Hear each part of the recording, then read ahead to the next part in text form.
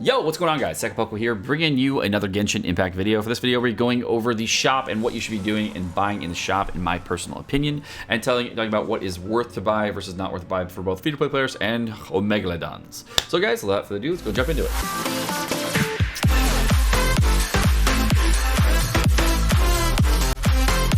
All right, so in the shop, we got stuff. Okay, so of course, there is the Blessing of the Welcome Moon. This is the monthly pack. All that stuff's great. Crystal packs. Buy them. Great for whaling. All right. Done with that part. That one, if you're whaling, all that's good. Battle Pass. Worth. Yes. Battle Pass is worth. Totally different video coming out on that very soon.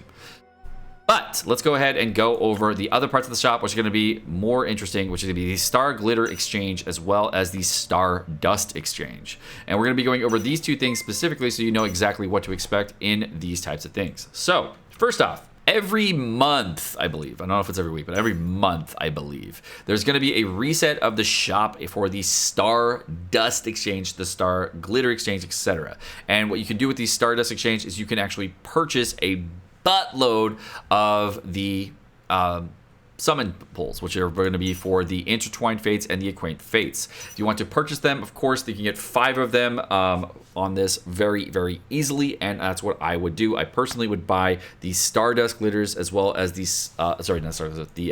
the Intertwined Fates and the Acquaint Fates with your Masterless Stardust. That is the first thing that you should be buying. It's very obvious.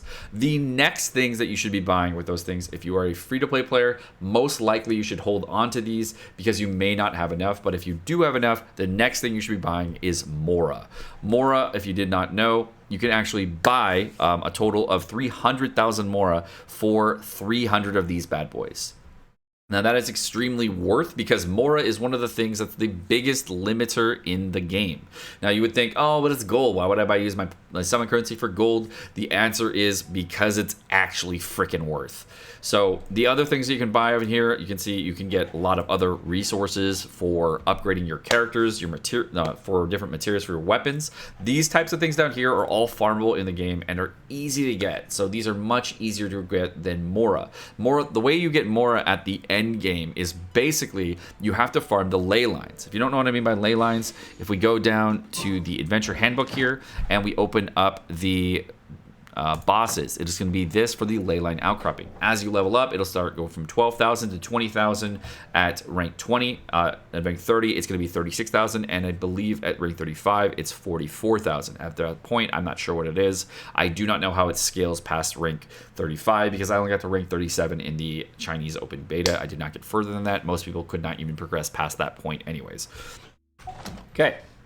But that one of the biggest problems I had on the Chinese open beta at that point was I was actually limited on Mora for a lot of things I wanted to do in the game. And the reason I was so limited on Mora because when you're leveling up characters, when you're leveling up weapons, there's certain points it can cost 80,000, 100,000, a few 100,000 Mora to even get the things that you need. So every last bit of Mora really does help.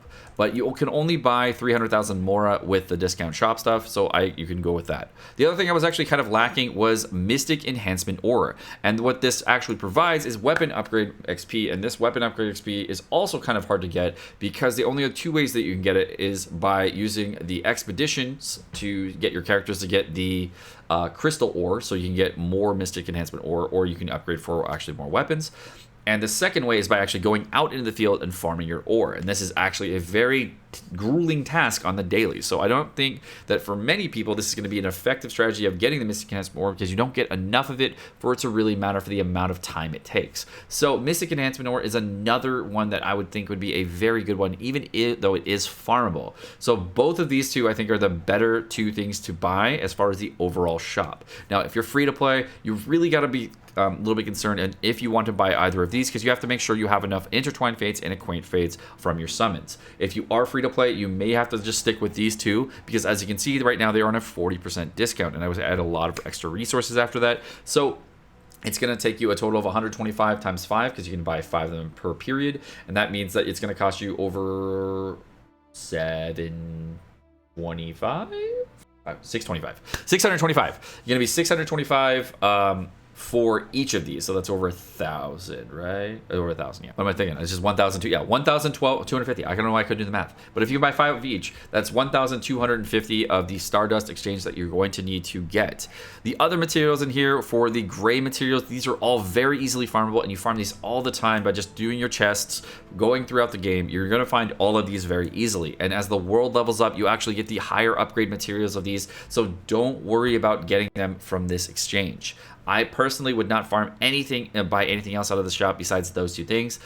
The only other thing you could potentially buy is Adventurer's Experience. And personally, again, I don't think you should be buying this unless you're leveling up a ridiculous amount of characters. If you're a Megalodon whale and you guys spend lots and lots of money in the game and you spend way more than I do, sure, that is a viable strategy. Yes, you could probably buy those and it's okay. However, the other things I mentioned first are much more valuable.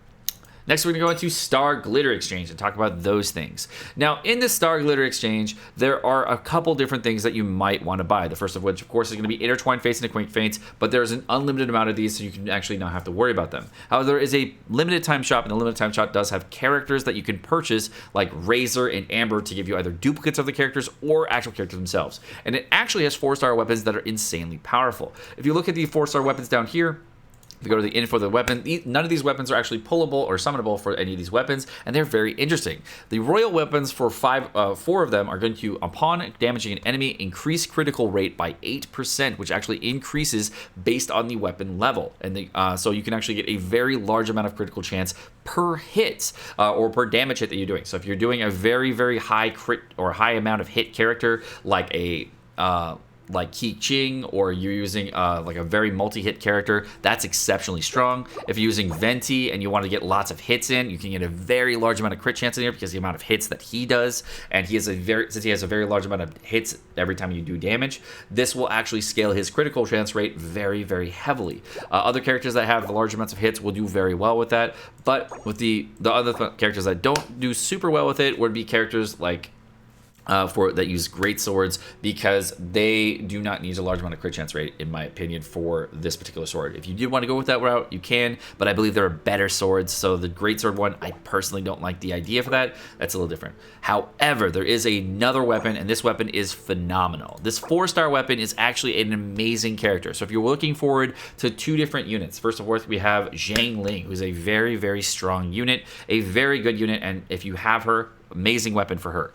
The other character is going to be Zhao. Zhao is going to be a polearm animal user. And because he's a polearm animal user, after defeating an enemy, attack is actually increased by 12% for 30 seconds. And this effect stacks a maximum of 3 times. And as you can see, you can actually get a large amount of stacks on this. And I believe it maxes at 24%. I'm not quite sure. But you can get a large amount of attack out of this weapon, giving yourself a very, very cool boost so that you can chain kill enemies in different content. So if you're chaining to kill enemies constantly in different sets of content, this can be a very, very good weapon. However, on the first enemy, you're going to be a little bit trickier, so you're probably going to use this as a last hit on a certain character, and then switch and try to ramp damage very, very quickly. So this looks like a very, very cool weapon to use for those types of characters, and I think this is going to be a very fun weapon. So if you're looking for a free-to-play weapon, this isn't one of the things you can do. And the other thing you can do is purchase a character like Razor. If you want to purchase Razor, you can only get him through wishes, of course, but Razor is a very good unit and supposedly is the highest damaging unit in the entire game based off a damage calculator. Now, the reason he's one of the highest damaging units is because you can do mass amounts of damage the way he scales his overall kit, but it does not mean he's the best character because the damage calculator does not take into account effective damage in case in possible damage. So because it's possible damage, it's not the damage that you will see in game, it's the damage you potentially could see in game if all the stars aligned and you did everything perfectly. Now that may not be the case, so effective damage again is a very different thing than actual raw possible damage. But he is a very good unit nonetheless. He's a very strong unit if you want to get him. Amber, no, just no. But that's what you can buy with the Star Glitter Exchange. That is what you can buy with the Stardust Exchange, in my opinion, is what you should buy. The other resources down here, these are all farmable resources that you can get in the game based on just where you are located. So you do not have to actually get any of these in random dungeons. You don't have to use your stamina for them. You can just find these kinds of resources out in the field and just get them very easily. All of these purple resources down here These are all farmable resources that you can just get out in the normal open world. Do not purchase any of these. You do not need to. It's totally fine. This is a waste of your your Starlight Glitter Exchange. Even at rank 35, you will not need to get these.